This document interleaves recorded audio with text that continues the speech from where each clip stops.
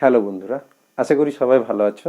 আজকে আমি ক্লাস 11-এর একটা গুরুত্বপূর্ণ চ্যাপ্টার শুরু করব। আজকে প্রথম ক্লাস করব পদার্থের গ্যাসীয় অবস্থা। ক্লাস 10-এও তোমরা এই চ্যাপ্টারের কথা পড়েছো, জানো অলরেডি কিছুটা, ঠিক আছে? তো তো এই চ্যাপ্টারের শুরুতে তুমি বইতে দেখবে কিছু উইক ইন্টারাকশনের কথা বলা আছে, কিছু দুর্বল আকর্ষণ বলের কথা বলা আছে, সেইগুলো তুমি পড়বে। আমার ধারণা সেগুলো তোমরা পড়লেই বুঝতে পারবে, ঠিক আছে? তো আমি সরাসরি পদার্থের গ্যাসীয় অবস্থায় চলে আসবো। আমরা জানি পদার্থের সাধারণত তিনটে অবস্থার কথা আমরা শিখেছি, ছোটবেলায় পড়েছি: কঠিন, তরল, গ্যাসীয়। তোমরা যখন বড় হবে, তোমরা যখন কলেজে পড়বে, তখন জানবে আরো দুটো অবস্থা হয় পদার্থের। একটাকে বলা হয় প্লাজমা অবস্থা, আর একটাকে বলা হয় বোস আইনস্টাইন কন্ডেনসেট। এই দুটোর কথা আমরা এখন আমাদের আলোচ্য বিষয়ই না। আমি এই দুটো সম্পর্কে আমিও বিশেষ কিছু জানি না, ঠিক আছে? তো পদার্থের তিনটে অবস্থা, আমরা সেই তিনটে অবস্থা সম্পর্কে ক্লাস 11 এবং 12-এ আমাদের কেমিস্ট্রিতে আছে, ফিজিক্সেও আছে কিছু কিছু, ঠিক আছে? তো পদার্থের গ্যাসীয় অবস্থা, গ্যাসীয় পদার্থের দেখো দুটো আলাদা আলাদা গ্যাসের রাসায়নিক ধর্ম আলাদা হতে পারে, কিন্তু ভৌত ধর্ম বেশিরভাগ গ্যাসীয় পদার্থগুলোর একই রকমের, ঠিক আছে? তো দুটো আলাদা আলাদা গ্যাস মানে ধরো নাইট্রোজেন গ্যাস আর কার্বন ডাইঅক্সাইড গ্যাস, এই দুটো গ্যাসের কি রাসায়নিক ধর্ম একই হবে? কখনোই একই হবে না, কিন্তু এদের ভৌত ধর্ম একই। ভৌত ধর্মগুলোর মধ্যে কি কি? এক হচ্ছে গ্যাস অণুর গতি, গ্যাস অণুর গতি, গ্যাসের মোশন। গ্যাস অণুর গতি মানে কি? গ্যাস অণুগুলো কি হয় না পরস্পরকে খুব খুব মৃদুভাবে আকর্ষণ করে, অথবা প্রায় আকর্ষণ করে না এমনও আমরা ধরে নিতে পারি। আমরা যখন গ্যাসের গতিতত্ত্বের স্বীকার্য পড়বো তখন আমরা একটু ডিটেলে এই নিয়ে যাব। এখন একটু ভেবে নিই, ধরো একটা পাত্রের মধ্যে, গ্যাস চ্যাপ্টার বলতে গেলেই আমরা বারবার এইরকম একটা পাত্র দেখাবো। একটা পাত্রের মধ্যে ধরো নাইট্রোজেন গ্যাস আছে, নাইট্রোজেন গ্যাসের অণুগুলো ছড়িয়ে ছিটিয়ে আছে। এবার কথা হচ্ছে নাইট্রোজেন গ্যাস অণুগুলো পরস্পরকে খুব মৃদুভাবে আকর্ষণ করছে অথবা করছেই না, তাহলে গ্যাস অণুগুলো স্বাধীনভাবে ছোটাছুটি করতে পারে। গ্যাস অণুগুলোর গতির কথা বললাম। 2 নম্বরে আমরা আলোচনা করতে পারি গ্যাসের আয়তন। গ্যাস অণুগুলোর গ্যাসের কি হচ্ছে, যেহেতু তাদের মধ্যে আকর্ষণ বলের মান খুব কম, আমরা জানি পদার্থের কঠিন অবস্থায় কণাগুলোর মধ্যে আকর্ষণ বল বেশি, গ্যাসের ক্ষেত্রে খুব কম, তরলের ক্ষেত্রে মাঝামাঝি। যেহেতু আকর্ষণ খুব কম, সেই জন্য কোনো গ্যাসকে যে পাত্রেই রাখি না কেন সেই পাত্রের পুরো আয়তন জুড়ে সেটা থেকে যায়। তাহলে পাত্রের আয়তন যত, আমরা গ্যাসের আয়তন তত ধরে থাকি। আমি বলেছি গ্যাসের গতিতত্ত্বের স্বীকার্য পড়তে গেলে তখন কিন্তু আমাদের এই ধারণা একটু একটু পাল্টাবে, ঠিক আছে? তো সেটা পরে আসবো। তাহলে গ্যাসের গতি, গ্যাসের আয়তন, গ্যাসের ঘনত্ব। গ্যাসের ঘনত্ব কি? গ্যাসের ঘনত্ব মানে কি? একক আয়তনের ভরকে ঘনত্ব বলবো। আমরা জানি একক আয়তনের যা ভর থাকে গ্যাসের, সেটা হচ্ছে গ্যাসের ঘনত্ব। গ্যাসের ঘনত্ব নিশ্চিতভাবে কার উপর নির্ভর করবে? উষ্ণতার উপর নির্ভর করবে, চাপের উপর নির্ভর করবে, ঠিক আছে? তো কোনো একটা পাত্রের মধ্যে আমি গ্যাসকে রেখেছি, কোন উষ্ণতায় রেখেছি সেইটার উপরে কিন্তু গ্যাসের আয়তনও নির্ভর করবে, আবার গ্যাসের ঘনত্বও নির্ভর করবে, ইত্যাদি ইত্যাদি। গ্যাসের প্রাথমিক কতগুলো ধর্মের কথা বইতে আছে, তুমি দেখবে, ঠিক আছে? তো সেগুলো আমাদের বিশেষ কোনো বলার কথা নেই। এবার আমি যেটা একদম ডিরেক্ট শুরু করতে চলেছি, গ্যাসের আমরা পরিমাপযোগ্য যে সমস্ত বিষয়গুলো আমরা পাবো। পরিমাপযোগ্য বিষয় মানে কি? গ্যাসের ভর একটা হলো, গ্যাসের ভর।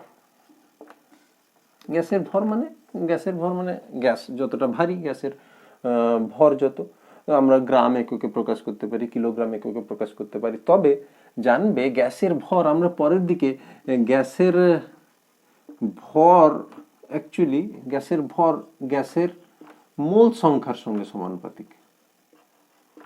এটা তো সহজ কথা যে গ্যাসের ভর বাড়লে, বেশি পরিমাণে গ্যাস নিলে মোল সংখ্যাও বেশি হবে গ্যাসের, ঠিক আছে? তো আমি 1 মোল গ্যাস মানে যত গ্রাম, যদি আমি 3 মোল গ্যাস ভাবি তাহলে গ্যাসের ভর বেশি হবে। তাহলে আমরা পরের দিকে গ্যাসের ভরকে অ্যাকচুয়ালি আমরা মোল সংখ্যা দিয়ে রিলেট করব, মোল সংখ্যা দিয়ে ভাববো। গ্যাসের আয়তন, গ্যাসের আয়তন একটা খুব গুরুত্বপূর্ণ বিষয়, কিন্তু মনে রাখতে হবে গ্যাসের আয়তন কোন কোন বিষয়ের উপর নির্ভর করছে? গ্যাসের চাপের উপর নির্ভর করছে, গ্যাসের উষ্ণতার উপর নির্ভর করছে, অবশ্যই গ্যাসের পরিমাণ বা ভরের উপর নির্ভর করছে, ঠিক আছে? তো গ্যাসের আয়তন আমরা মাপি কোন কোন একক দিয়ে? আমরা সাধারণত যেটা মাপি লিটার এককে। লিটার এককে কিভাবে বলা হয়, এখন লেখার নতুন নিয়ম যেগুলো, সেগুলো ভালো করে মাথায় রাখতে হবে। 1 লিটার, লিটার ক্যাপিটাল এল লিখলাম, ঠিক আছে? তো লিটারের সঙ্গে অন্যান্য এককগুলো সম্পর্ক আমরা ভেবে নেব। 1000 মিলিলিটার, লিটারের সঙ্গে মিলিলিটার আমরা মেট্রিক পদ্ধতির কথা জানি। 1000 মিলিলিটার মানে না 1000 সেমি কিউব বা ঘন সেন্টিমিটার, 1000 ঘন সেন্টিমিটার। 1 লিটার মানে 1000 ঘন সেন্টিমিটার। এখান থেকে কি দাঁড়াচ্ছে, 1 মিলিলিটার মানেই হচ্ছে 1 ঘন সেন্টিমিটার। আবার এটা কি হচ্ছে, 1000 ইন্টু 1 সেমির হোল কিউব না, মানে এইটাকে আমি লিখেছি, দেখো এভাবে লিখতে পারি, ভাবতে পারি। তাহলে 1000 ইন্টু 1 সেমি মানে কত ডেসিমিটার বলো তো, বলো, ভাবো, ঠিক ভেবেছো। তাহলে 1/10 হোল কিউব। 1 সেন্টিমিটার মানে 1/10 ডেসিমিটার। ঠিক আছে, তো কিলো, হেক্টো, ডেকা, মি, ডেসি, সেন্টি, মিলি, এখান থেকে আমরা করতে পারবো। তাহলে এখানে কি হচ্ছে বলো তো, 1 ডিএম কিউব আসছে। তাহলে 1 লিটার মানে 1 ডেসিমিটার কিউব। ঘন ডেসিমিটার এই এককটা কিন্তু আমাদের এই চ্যাপ্টারে মাঝে মাঝে কাজে লাগবে। ঠিক আছে, তো তাহলে 1 লিটার মানে 1 ঘন ডেসিমিটার। তাহলে 1 ঘন ডেসিমিটার মানে 1000 সেমি কিউব। 1 ঘন ডেসিমিটার মানে 1000 মিলিলিটার। মনে রাখলাম, বুঝতে পারলাম। গ্যাসের চাপ, যেটা সবচেয়ে গুরুত্বপূর্ণ বিষয়, গ্যাসের চাপ। গ্যাসের চাপ এটা বুঝতে পারলে আশা করি। এইভাবে তুমি যদি লিখে লিখে প্র্যাকটিস করো বা এইভাবে যদি তুমি লিখে রাখো এই প্যাটার্নে, তাহলে আমার মনে হয় তোমার বুঝতে একটু সুবিধা হবে, বা তোমার একটু মনে রাখার ক্ষেত্রেও তোমার মাথায় সহজে থাকবে, বিষয়টা ছবির মতো থেকে যাবে। ঠিক আছে, তো গ্যাসের চাপ। গ্যাসের চাপ দেখো, গ্যাসের চাপ মাপা হয় কিরকম, তোমরা পড়েছিলে না, ম্যানোমিটার যন্ত্র ছিল। ম্যানোমিটার যন্ত্রে কি করা হয়েছিল, ম্যানোমিটারের এরকম দুটো বাহু ছিল। একটা পাত্রের মধ্যে কোনো একটা অজানা গ্যাস যদি থাকে, সেই গ্যাসের চাপ কত হবে, ম্যানোমিটারের মধ্যে পারদ রাখা থাকে। পারদ যদি এইভাবে উঠে আছে, তাহলে বলো তো এখন পাত্রের মধ্যে যে গ্যাস আছে তার চাপ বেশি নাকি বায়ুমণ্ডলীয় চাপ বেশি? এই ছবি থেকে কি বুঝতে পারছো? ঠিক বলেছ, যে এই পাত্রের মধ্যে যে চাপ, ঠিক ভেবেছো রাদার, আমি তো এই পাত্রের মধ্যে যে চাপ আছে সেইটা বেশি চাপ, সেই চাপটা বেশি বায়ুমণ্ডলীয় চাপের তুলনায়, সেই জন্য পারদটা ঠেলে এদিকে এসছে, এদিকে উঠে গেছে। ঠিক আছে, তো এইভাবে আমরা এটা মাপতে পারি।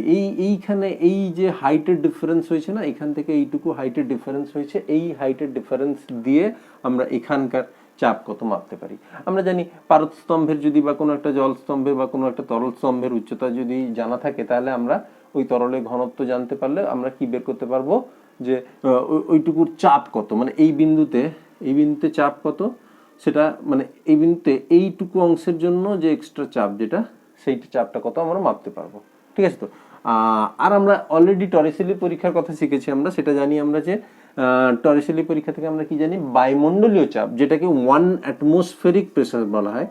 1 অ্যাটমসফেরিক প্রেসার মানে কি, মানে হচ্ছে 760 মিলিমিটার উচ্চতা বিশিষ্ট পারদ স্তম্ভের যে চাপ, বা 76 সেন্টিমিটার উচ্চতা বিশিষ্ট পারদ স্তম্ভের চাপ। 1 atm equals to 76 centimetre mercury, এরকম করে বলা হয়। ঠিক আছে, তো মানে 1 atm ইকুইভ্যালেন্ট টু 760 বা মিলিমিটার অথবা 76 সেন্টিমিটার পারদ স্তম্ভ। 76 সেন্টিমিটার উঁচু পারদ স্তম্ভ যে চাপ দেয় বায়ুমণ্ডলের চাপ, সেটাই। ঠিক আছে, তো এবার 76 সেন্টিমিটার উঁচু পারদ স্তম্ভ কত চাপ দেয়, তাহলে 76 সেমি উঁচু পারদ স্তম্ভের চাপ কত আমরা জানি এক্ষুনি। হ্যাঁ, তো আমি একটু পরিষ্কার করে নিয়েছি। দেখো যেটা বলছিলাম আমি, যে প্রমাণ বায়ুমণ্ডলীয় চাপ কত, 1 বায়ুমণ্ডলীয় চাপ, 1 অ্যাটমসফেরিক প্রেসার, 1 atm বলা হয়। 1 atm মানে তাহলে কত হচ্ছে, 760 মিলিমিটার উচ্চতা বিশিষ্ট পারদস্তম্ভের চাপ, অথবা 76 সেন্টিমিটার উচ্চতা বিশিষ্ট পারদস্তম্ভের চাপ।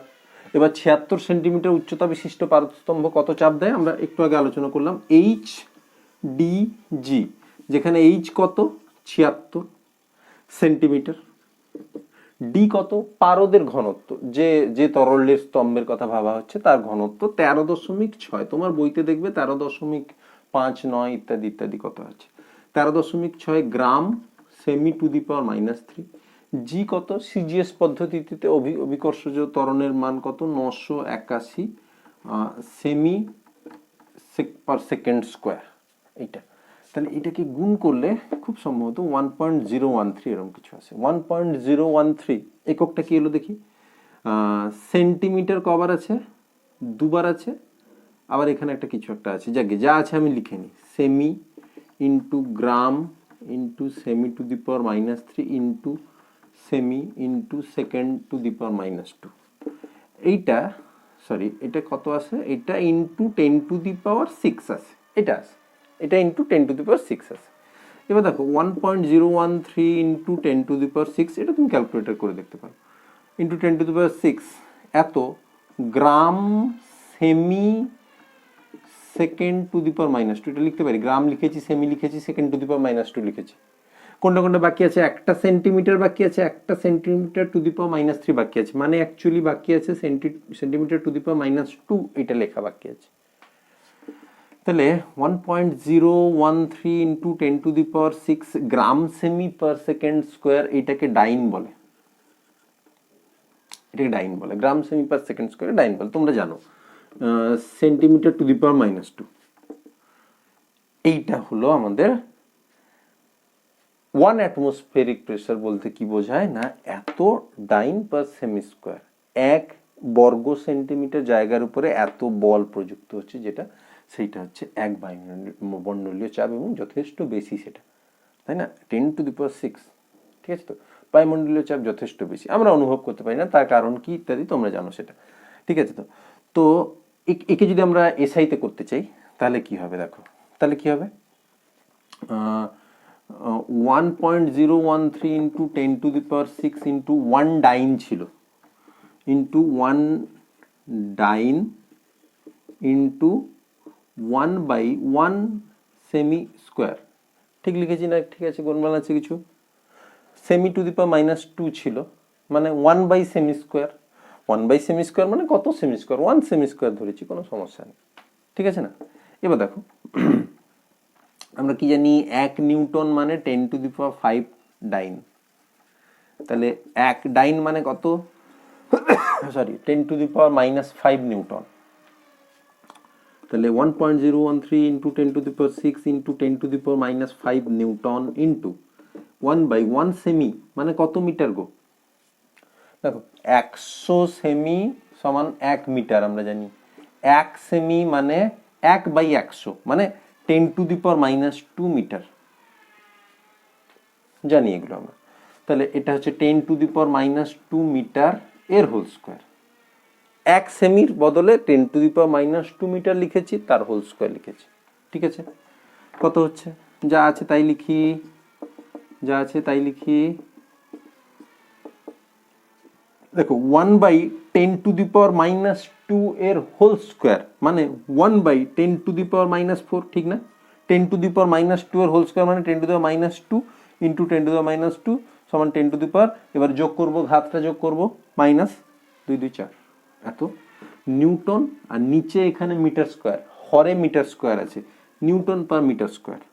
এটা কত দাঁড়াচ্ছে তাহলে, এটা কেটে দিলে 10 টু দি পাওয়ার -1 আরও থাকছে না, এখানে এখানে কাটছি, এখানে কাটছি, 10 টু দি পাওয়ার -1 থাকছে, 10 টু দি পাওয়ার 6 ছিল, ইন্টু 10 টু দি পাওয়ার -1 মানে 10 টু দি পাওয়ার 5 হবে, 1.013 into 10 to the power 5 newton per metre square.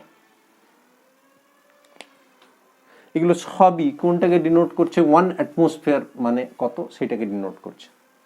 তাহলে 1 অ্যাটমসফিয়ার সমান কত, এবার আমরা পরিষ্কার করে লিখতে পারি। এটা কি করে হলো আমি বললাম, তোমাকে আলটিমেটলি ওটা মনে রাখতে হবে। 1 অ্যাটমসফিয়ার ইকুয়ালস টু হচ্ছে 1.013 into 10 to the power 6 dyne per semi square equals to 1.013 into 10 to the power 5 newton per metre square. আমি ওই স্টাইলে লিখছি, যেভাবে আমি আয়তন লিখেছিলাম সেইভাবে লিখছি, তাহলে তোমার সব কিছু এক জায়গায় পেয়ে যাবে সুন্দর করে। 1 নিউটন পার মিটার স্কোয়ার মানে 1 পাস্কাল, জানো তো? 1 নিউটন পার মিটার স্কোয়ার হচ্ছে 1 পাস্কাল। চাপের এসআই পদ্ধতির একক হচ্ছে পাস্কাল, এসআই পদ্ধতিতে চাপের একক হচ্ছে পাস্কাল। তাহলে 1 নিউটন পার মিটার স্কোয়ার মানে যদি 1 পাস্কাল হয়, তাহলে এই সম্পর্ক থেকে আমরা বলতে পারবো 1 অ্যাটমসফিয়ার সমান 1.013 into 10 to the power 5 Pascal হবে। 1 অ্যাটমসফিয়ার সমান 760 টর, মনে রাখতে হবে। টর এটাও একটা চাপের গুরুত্বপূর্ণ একক। 1 অ্যাটমসফিয়ার সমান 1.013 বার, এটাও একটা চাপের একক। এবার যেটা মজা হচ্ছে কি, তুমি চাইলেই এখন যে কোনো একক থেকে যে কোনো এককে লাভ দিয়ে যেতে পারো। কোনো একটা অঙ্কে বারে দেওয়া আছে, তোমাকে পাস্কালে যেতে হবে, তাহলে তুমি কি করে যাবে? তুমি জানো 1 ATM মানে এত বার, আবার 1 ATM মানে এত পাস্কাল, ব্যাস। তার মানে 1.013 এত বার মানেই হচ্ছে 1.013 ইন্টু 10⁵ পাস্কাল। অতএব 1 বার ইকুয়ালস টু 10⁵ পাস্কাল হবে। 1 বার ইকুয়ালস টু 10⁵ পাস্কাল হবে, কোনো সমস্যা নেই, ঠিক না? তো যে কোনো একক থেকে আমরা যে কোনো এককে যেতে পারবো, কোনো অসুবিধা হবে না, ঠিক আছে? চলো আমরা বয়েলের সূত্রে আমরা কি পড়েছিলাম সেটা একটু আমরা আরেকবার ঝালিয়ে নেব। বয়েলের সূত্রে কি পড়েছিলাম? নির্দিষ্ট উষ্ণতায় নির্দিষ্ট পরিমাণ কোনো গ্যাসের ক্ষেত্রে গ্যাসের আয়তন গ্যাসের চাপের সঙ্গে ব্যস্তানুপাতে পরিবর্তিত হবে। তাহলে পড়েছিলাম ভি ভ্যারিজেস 1/p হবে যদি গ্যাসের পরিমাণ, মানে এক্ষেত্রে আমরা আরেকটু এগিয়ে গিয়ে ভেবে নিচ্ছি, গ্যাসের মোল সংখ্যা যখন স্থির থাকে আর উষ্ণতা যখন স্থির থাকে, ব্যাস এটা ছিল বয়েলের সূত্র। এখান থেকে আমরা পেয়েছিলাম PV ইকুয়ালস টু K, একটা ধ্রুবক। এখান থেকে আমরা আরো ভাবতে পারি P1 V1 সমান P2 V2 ইত্যাদি। তো এই একটা সূত্র থেকে আমরা কত রকম লেখচিত্র আঁকতে পারি দেখো, ঠিক আছে? তো মাধ্যমিকে একটা দুটো লেখচিত্র ছিল, তো সেটা অনেকে জানো, আবার কারো কারো লেখচিত্র বুঝতে হয়তো একটু অসুবিধা, আমি এখানে সহজ করে বলার চেষ্টা করব, ঠিক আছে? তো তাহলে একটা জিনিস আমি বুঝে গেলাম, যদি কোনো গ্যাসের চাপ বাড়ানো হয় সেই গ্যাসের আয়তন কমে যাবে, গ্যাসের চাপ কমানো হলে আয়তন বেড়ে যাবে, ঠিক আছে?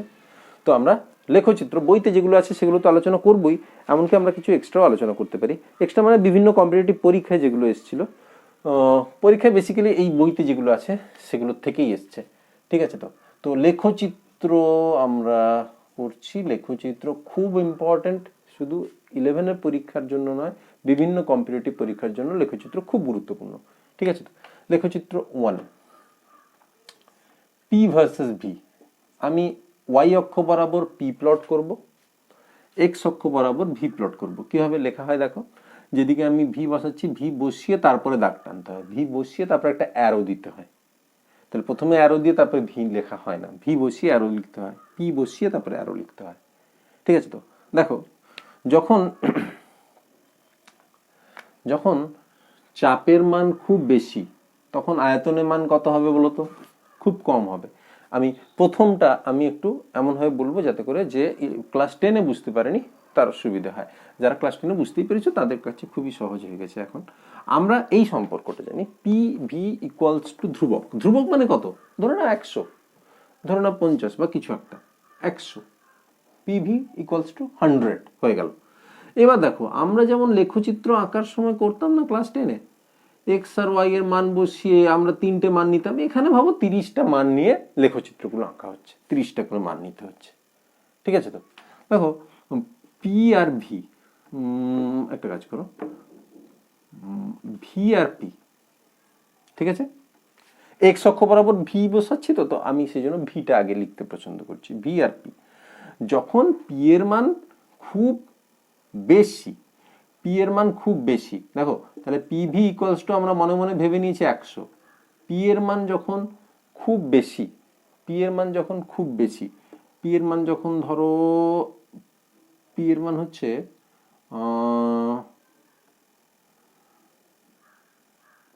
50, তখন ভি এর মান কত হবে? 2 হবে, ঠিক না? পি এর মান 50 হলে ভি এর মান 2 হবে। তাহলে আমি যে বিন্দুটা পাবো সেই বিন্দুটা কত? বিন্দুটা কি পেলাম? এক্স ওয়াই বিন্দুটা পাই তো আমরা, এক্স ওয়াই বিন্দুটা এক্ষেত্রে কি পাচ্ছি আমরা? 250। 250 এই বিন্দুটা এখানে এই লেখচিত্রে বসাবো কি করে? সবগুলোই প্রথম পাদে থাকছে, সবগুলোই পজিটিভ ভ্যালু। 250 কি করে বসাবো? আমরা এরকম করে কল্পনা করব, 1 2 2, এবার 50, 1 2 3 4 5 6 7 8 9 10 50 একটা বিন্দু পাবো, ঠিক না? পি এর মান যখন আরেকটু কমাবো, আমি পি এর মান আমি কত করলাম? 25 করলাম, ঠিক আছে? তো আমাদের কাজের সুবিধার্থে আমি পি এর মান 25 ভাবলাম। তাহলে ভি এর মান কত হবে? পি এর মান যদি 25 করি, ভি এর মান কত হবে বুঝতে পারছো? 100 আছে, দুটো গুণফল 25 4 100। তাহলে দ্বিতীয় যে পয়েন্টটা পেলাম সেটা কত? 4 25। তাহলে ভি এর মান যদি 4 হয়, 1 2 3 4, এটা 25 হবে। 25 এইখানে হবে। আরো ভি এর মান যত বেশি হচ্ছে, পি এর মান তত কমছে কমছে কমছে কমছে কমছে। ভি এর মান যত বেশি হোক না কেন, পি এর মান কখনো কি শূন্য হবে? শূন্য হবে না, কারণ শূন্য হয়ে গেলে তো এই ইকুয়েশনটার কোনো তাৎপর্য থাকছে না। ঠিক আছে তো? তাহলে এইভাবে কি হলো, আমরা একটা লেখচিত্র পেলাম। এটাকে আমরা ক্লাস 10-এ কি লেখচিত্র বলতে শিখেছিলাম? সমপরাবৃত্তাকার, রেক্টেঙ্গুলার হাইপারবোলিক সমপরাবৃত্তাকার লেখচিত্র, পিভি বনাম লেখচিত্র ক্লাস 10-এ শিখেছিলাম। এবার এখানে নতুনটা কি? আমরা এই পিভি বনাম পিভি লেখচিত্রটা আলাদা আলাদা উষ্ণতায় করব। ধরা যাক T1 উষ্ণতায় এইটা ঘটেছে, T1 উষ্ণতায় এটা ঘটেছে, ঠিক আছে? হ্যাঁ, তো এবার আলাদা আরেকটা উষ্ণতায়, ধরা যাক T2 উষ্ণতায় একই লেখচিত্র আঁকবো আমরা। তখন কি হবে? উষ্ণতা বেড়ে গেছে, একটা নির্দিষ্ট পাত্রের কথা বিবেচনা করে আমরা ভাবছিলাম চাপ 50 করেছি, আয়তন কত হবে, চাপ 25 করেছি, আয়তন কত হবে, এটা T1 উষ্ণতায় ভাবছিলাম। সেই একই পাত্রে আমি T2 উষ্ণতায় একই চাপ করেছি, আয়তন কি হবে বলতো? দেখো, এখন আমরা চার্লস বয়েল দুটো সূত্রই কিন্তু জেনে গেছি, এখানে শুধু বয়েলের সূত্র আলোচনা হচ্ছে। কিন্তু একটা জিনিস তুমি ভেবে দেখো, যদি উষ্ণতা বেড়ে যায়, একই চাপ থাকে, তাহলে আয়তন কি হবে? আমরা চার্লসের সূত্রে কি জেনেছিলাম? চার্লসের সূত্রে জেনেছিলাম ভি ভ্যারিজেস টি হয়। উষ্ণতা বাড়লে আয়তন বাড়ে যদি চাপ আর গ্যাসের ভর স্থির থাকে। এখানে দেখো, চাপ একই রাখছি 50 একক, এখানেও 50 একক, তার জন্য আয়তন যত হয়েছিল সেই 50 একক চাপের জন্য উষ্ণতা বেড়ে গেলে আয়তন কি হয়ে যাবে? বেশি হয়ে যাবে। তাহলে আগে যে পয়েন্টটা যেখানে আমি পাচ্ছিলাম আয়তনের, যেখানে আমি আয়তন ভাবছিলাম, সেই একই চাপের জন্য দেখো, চাপ কোনো একটা সার্টেন পয়েন্টকে আমরা কনসিডার করি, এই পয়েন্টে চাপ কত? এত, আয়তন কত? এত। দ্বিতীয় ক্ষেত্রে T2 উষ্ণতায় সেই একই চাপে আয়তন কি এইটুকু হবে নাকি আরেকটু বেশি হবে? আরেকটু বেশি হবে, আরেকটু বেশি হবে, মানে পয়েন্টটা এখানে পাবো। ঠিক একইভাবে এটার জন্য পয়েন্টটা এখানে পাবো, এটার জন্য এখানে পাবো, এটার জন্য এখানে পাবো, সব সময় উপরে উপরে উপরে উপরে পয়েন্ট পেতে থাকছি না? তাহলে T2 উষ্ণতায় পুরো লেখচিত্রটা একই প্যাটার্নের হবে, উপরে উপরে হবে। T3 উষ্ণতায় পুরো লেখচিত্রটা একই প্যাটার্নে হবে, উপরের দিকে হবে। মানে এইখানে লিখে দিচ্ছি, T1 এর থেকে T2 বড়, T2 থেকে T3 বড়। বুঝতে পারলে না? এই পয়েন্টের কথা বলে যেটা বললাম সেটা ভাবতে হবে। কোন একটা নির্দিষ্ট পয়েন্টে আমি দেখছি চাপ কত, আয়তন কত। এবার উষ্ণতা যেই বাড়াচ্ছি, পরের যে কন্ডিশনটা ভাবছি, সেই কন্ডিশনে দেখো, সেই একই উষ্ণতায় মানে T1 উষ্ণতায় যত চাপের জন্য যত আয়তন ছিল, T2 উষ্ণতায় একই চাপের জন্য আয়তন আরেকটু বেশি হবে। আয়তন আরেকটু বেশি মানে এইখানে দাঁড়িয়ে না গিয়ে আরেকটু গিয়ে দাঁড়াবে। ঠিক আছে তো? তাহলে তিনটে আলাদা আলাদা উষ্ণতার জন্য এই লেখচিত্রগুলো জরুরি। যেমন আমি পি ভার্সেস ভি বললাম, তেমনি ভি ভার্সেস পি সেম একই রকম লেখচিত্র হবে। ভি বনাম পি লেখচিত্র একই হবে। হয়েছে? এবার আমরা কতগুলো অন্য অন্য রকম লেখচিত্র করব। আচ্ছা, আগে 2 নম্বর লেখচিত্র বলে দিই, যেটা আমাদের অলরেডি ক্লাস 10-এ হয়েছে। পিভি বনাম পি লেখচিত্র। ওয়াই অক্ষ বরাবর পিভি বসাচ্ছি, এক্স অক্ষ বরাবর পি লেখচিত্র, পি বসাচ্ছি। কি হবে? দেখো, পিভির মান ধ্রুবক, নির্দিষ্ট উষ্ণতায় পিভির মান ধ্রুবক। পি এর মান যাই হোক না কেন, পি এর মান 50 হোক বা 25 হোক, পি এর মান যাই হোক না কেন, পি ইন্টু ভি এর মান 100 হচ্ছে, মানে পি ইন্টু ভি এর মান কনস্ট্যান্ট হচ্ছে। পি ভি এর মান কনস্ট্যান্ট, পি এর মান এত ছিল, পি ভি এর মান এত ছিল। পি এর মান বাড়ালাম, পি ভি এর মান সেই একই থাকলো, বাড়ালাম একই থাকলো, বাড়ালাম একই থাকলো।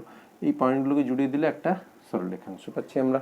এইটা আমি অক্ষের সঙ্গে জুড়বো না। কি করে জুড়বো অক্ষের সঙ্গে? আমি ডটেড লাইন দিয়ে জুড়বো। কেন জুড়বো না? যদি জুড়ে দিই, তাতে কি বোঝাচ্ছে? এই বিন্দুতে চাপের মান 0 কিন্তু চাপ গুণিতক আয়তনের একটা নির্দিষ্ট মান আছে। এই বিন্দুতে x এর মান 0 মানে p এর মান 0, এখানে আমি x অক্ষ বরাবর p বসাচ্ছি, p এর মান 0 কিন্তু p ইনটু v এর মান আছে, p এর মান 0 হলে p ইনটু v এর মানও তো 0 হবে। তাহলে এই পয়েন্টটা এক্সিস্ট করে না, এই পয়েন্টটা এক্সিস্ট করে না, যেটা এক্সিস্ট করে না সেটাকে আমি বোল্ড লাইন দিয়ে জুড়তে পারি না। পিভি ভার্সেস পি লেখচিত্র এটা হবে। সিমিলারলি পিভি ভার্সেস পি লেখচিত্র যদি আমি আলাদা আলাদা উষ্ণতায় আঁকি তাহলে কি হবে? একটা তো এঁকে দিলাম আমি T1 উষ্ণতায়, T2 উষ্ণতায় কি হবে গো? T2 উষ্ণতায় কোন একটা নির্দিষ্ট চাপ, এতটুকু চাপের জন্য T1 উষ্ণতায় আয়তন যা হয়েছিল তাতে করে চাপ গুণিতক আয়তন এইটুকু পেয়েছিলাম। সেই একই চাপের জন্য T2 উষ্ণতায়, একই চাপের জন্য T2 উষ্ণতায় আয়তন আর একটু বেশি হবে, ফলে নতুন করে বিন্দুটা উপরে পাবো, এখানে উপরে উপরে উপরে উপরে T2 উষ্ণতায়, T2 উষ্ণতায়, T3 উষ্ণতায় একইভাবে উপরে উপরে উপরে, যেখানে T1 এর থেকে T2 বড়, T2 থেকে T3 বড়। বুঝতে পেরেছো আশা করি? ঠিক আছে, এবার 4 নম্বর লেখচিত্র। যদি আমি জাস্ট P ভার্সেস 1/v বসাই, 4 নম্বর লেখচিত্র, এদিকে P বসাচ্ছি, এদিকে 1/v বসাচ্ছি। দেখো তো P ভার্সেস 1/v, PV সমান ধ্রুবক, P সমান সমান 1/v into K, P equals to 1/v into K। তাহলে এটা কেমন সমীকরণ বলো তো? তোমরা জেনেছো না y equals to mx plus c, এই যে ছেদিতাংশ আকারের সমীকরণ, তোমরা কোঅর্ডিনেট জিওমেট্রিতে অঙ্কে পড়েছো, হয়তো পড়ে নিয়েছো, হয়তো নয়। তাহলে y equals to mx plus c, এই আকারের সমীকরণটা কেমন দেখতে লাগে? এইটার আকারের সমীকরণ কেমন দেখতে লাগে তোমরা অলরেডি পড়ে নিয়েছো। দেখো সমীকরণটা এরকম দেখতে লাগে, এইদিকে y বসাচ্ছি, এদিকে x বসাচ্ছি, সমীকরণটা দেখতে লাগে এইটা, যেখানে এইটা হচ্ছে c যাকে ছেদিতাংশ বলে, আর m হচ্ছে সরল রেখাংশটার প্রবণতা। m মানে কি? y by x।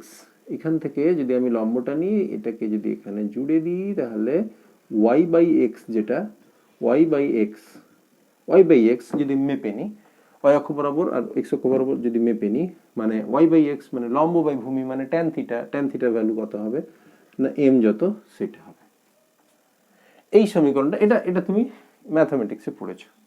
ও এখানে দেখো, এখানে এইটা হচ্ছে আমার y, পিটা হচ্ছে আমার y, 1/v হচ্ছে আমার x, 1/v হচ্ছে আমার x। তাহলে এই সমীকরণটা কেমন হবে? এখানে প্লাস c নেই, y ইকুয়ালস টু mx আছে, m মানে কত? k, mx আছে, প্লাস c নেই। তাহলে এটা আমার একটা মূল বিন্দুগামী সরলরেখাংশ হবে, যেখানে ছেদিতাংশ নেই। মূল বিন্দুগামী সরলরেখাংশ পুরোপুরি মূল বিন্দুতে যাবে না, কেন যাবে না? অলরেডি আলোচনা করা হয়েছে। এখানে তো পিও শূন্য, 1/ভিও শূন্য, এটা খুব একটা তাৎপর্য থাকছে না। তাহলে পি ভার্সেস 1/v লেখচিত্র মূল বিন্দুগামী একটা লেখচিত্র হবে। এই লেখচিত্রের প্রবণতা কত হবে? এই লেখচিত্রের নতি কত হবে বা প্রবণতা কত হবে? নতি হচ্ছে কত না কে। 1 মোল পরিমাণ কোন একটা আদর্শ গ্যাসের ক্ষেত্রে নতি কত হবে? আমরা জানি কি পিভি সমান এনআরটি, আবার এখানে জানছি পিভি সমান কে, তার মানে কে মানেই হচ্ছে এনআরটি। কার ক্ষেত্রে? 1 মোল আদর্শ গ্যাসের ক্ষেত্রে, 1 মোল আদর্শ গ্যাসের ক্ষেত্রে এটা হচ্ছে পি ভার্সেস 1/v লেখচিত্রের কথা বললাম। ঠিক আছে, 5 নম্বর, যদি আমি পি ভার্সেস 1/v লেখচিত্র যেমন করছি, ভি ভার্সেস 1/p লেখচিত্র কেমন হবে? দেখো ভি ভার্সেস 1/p লেখচিত্র কি হবে? সেই একই রকম নিয়মে আমরা কি করতে পারি? V equals to 1/p into K না? ভি ভার্সেস 1/p লেখচিত্র কেমন হবে? সিমিলার, একদম একই রকম। এর নতি কত? কে হবে এর নতি। y equals to mx, y equals to mx। ঠিক আছে, ভি ভার্সেস 1/p। এবার দেখো এই যে পি ভার্সেস 1/v লেখচিত্র আমি বললাম, এটা যদি আমরা আলাদা আলাদা উষ্ণতায় নিই, ঠিক আছে, তাহলে একটু পরিষ্কার করে রাখা যাক, বা ভি ভার্সেস 1/p এর কথা বলা যাক।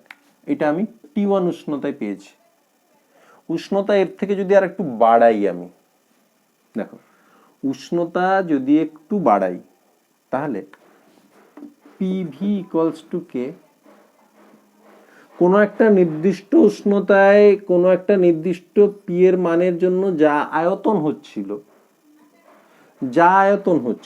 উষ্ণতা যদি বাড়াই, তাহলে উষ্ণতা যদি বাড়াই ওই একই পি এর মানের জন্য, একই পি এর মান মানে 1/p এর মান সেই একই,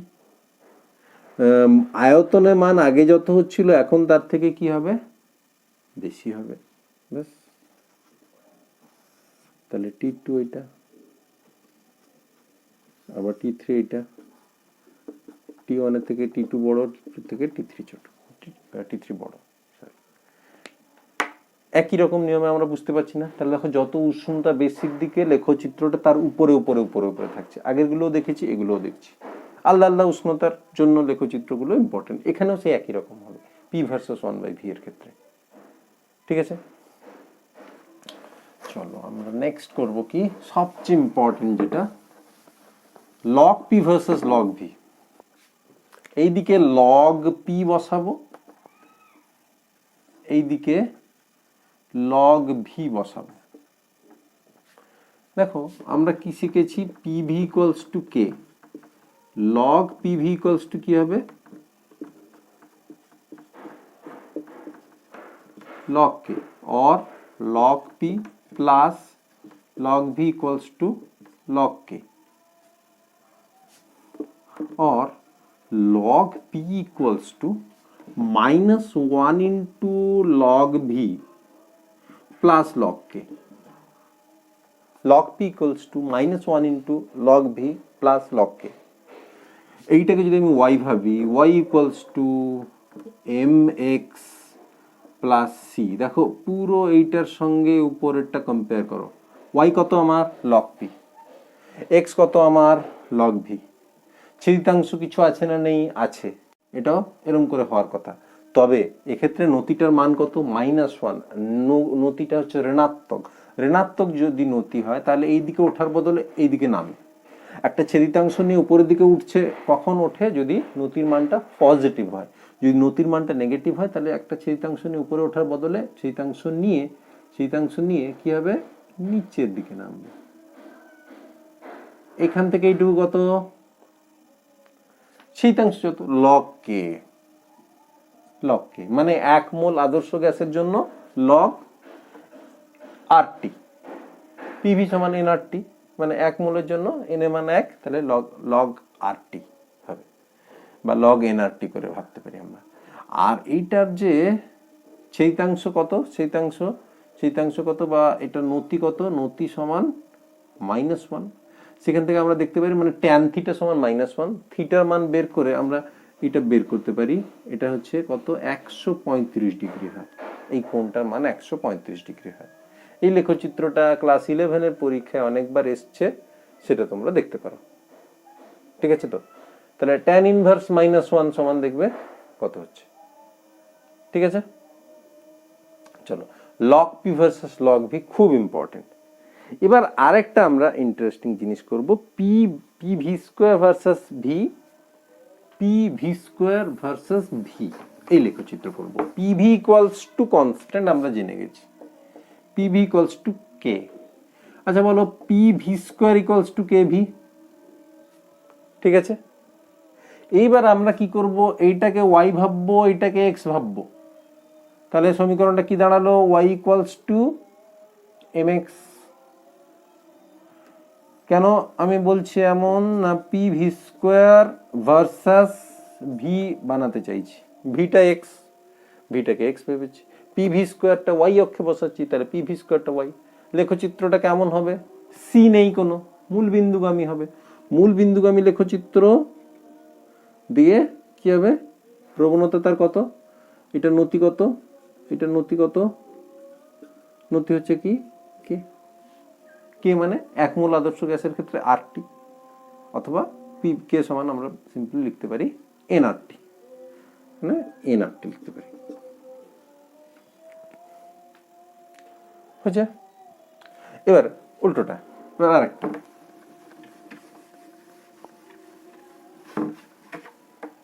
এবার একটা PV equals to K, P square V equals to K P, P দিয়ে গুণ করেছি, ঠিক আছে তো। এবার আমরা কি করব, পি স্কোয়ার ভি আমাদের করতে হবে কি না, P square V versus V লেখচিত্র আঁকতে হবে।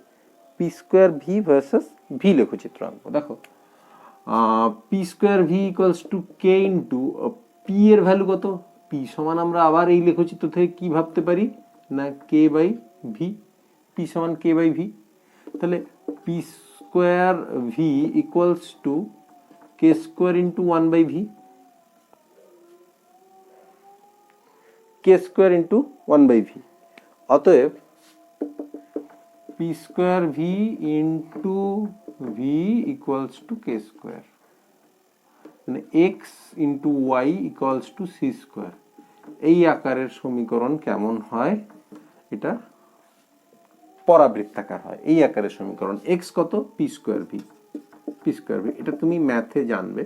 এটা হচ্ছে এক্স হচ্ছে পি স্কোয়ার ভি, ওয়াই কত না শুধু ভি, ঠিক আছে তো। P square V into V equals two একটা কনস্ট্যান্ট আসছে কে স্কোয়ার আসছে, তাহলে এইটা ভার্সাস এইটার লেখচিত্র কেমন হবে না এইরকম হবে।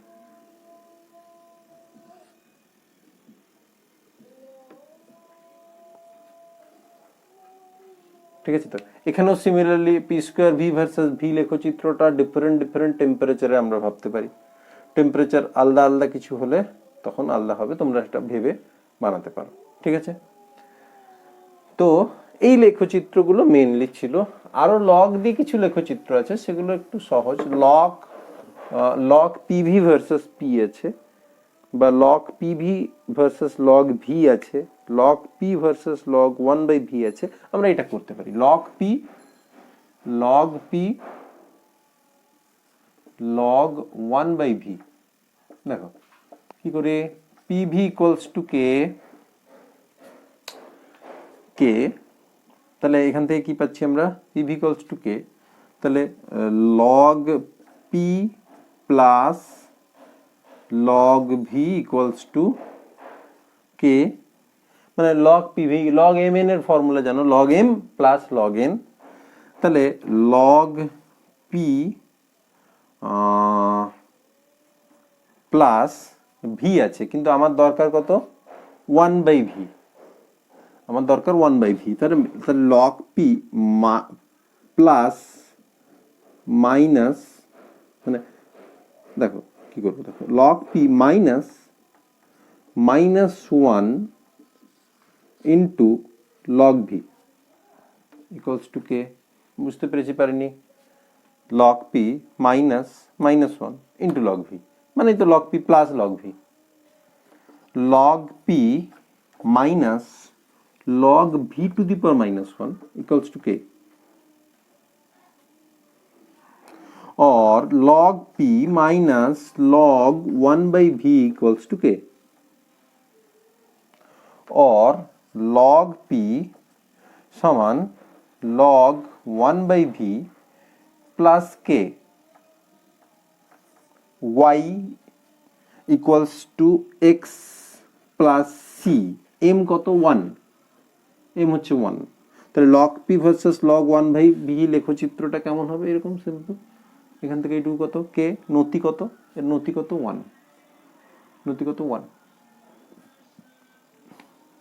বুঝতে পেরেছ, log P versus 1 by V, log P versus log 1 by V. আবার log PV versus log PV versus log V আছে, সেটা কি করে করবে, দেখো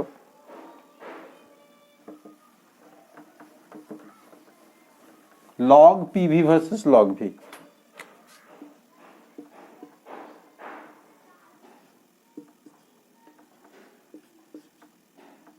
ঠিক আছে। তো আমরা জানি কি আমাদের হাতে কি আছে, আমাদের হাতে একটাই জিনিস আছে, PV equals to K সমান ধ্রুবক, এটা আমরা জানি।